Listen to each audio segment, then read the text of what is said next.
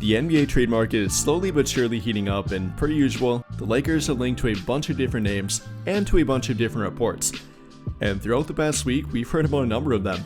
Number one obviously being the Jonathan Kuminga rumors that the Lakers do in fact have interest. We don't know about a trade offer that they made or if they have made a direct trade offer, but they apparently do have interest.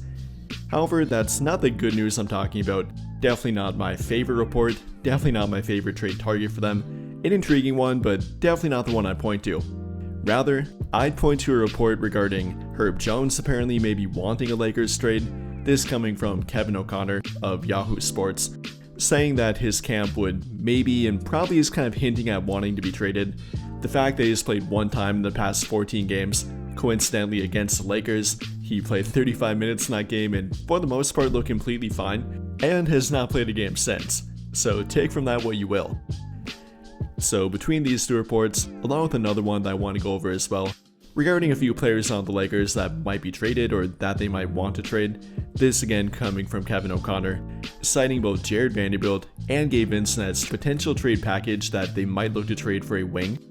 So we're going to talk about all three, talk about the Kevin O'Connor reports, talk about the report from Joe Cowley, why the Bulls might be a great trade target, why the trade market might finally be opening up, and why it might finally be inching closer to the Lakers making a trade, and hopefully a good trade too.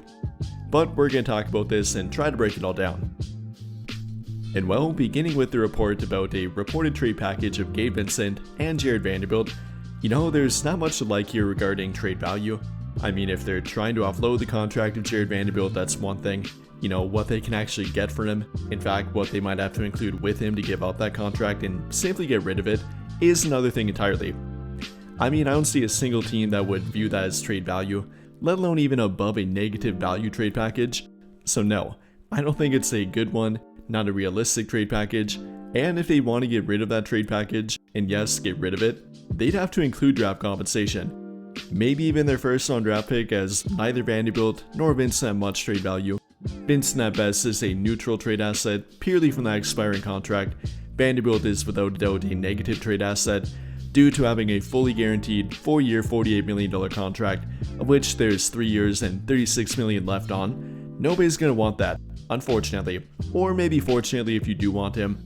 I for one like Jared Vanderbilt, I like the energy he plays with, but I won't be delusional and say that he's worth this contract.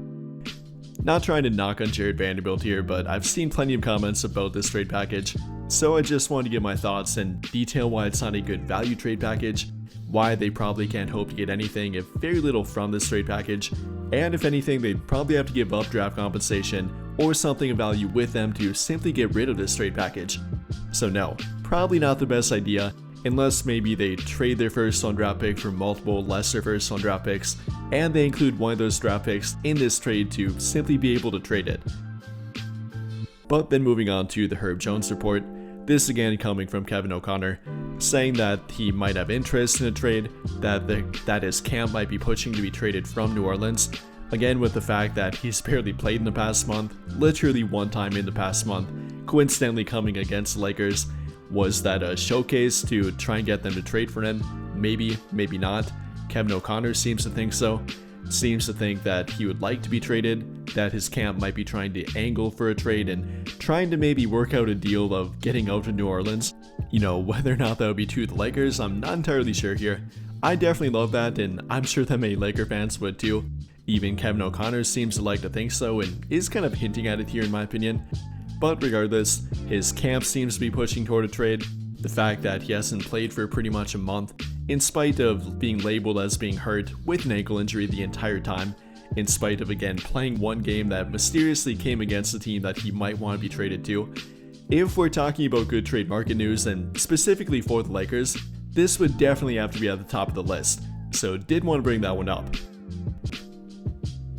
But I think that'll pretty much do it for this one.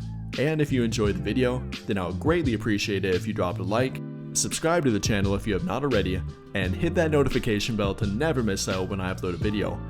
But as always, thank you for watching, and have a great day or night.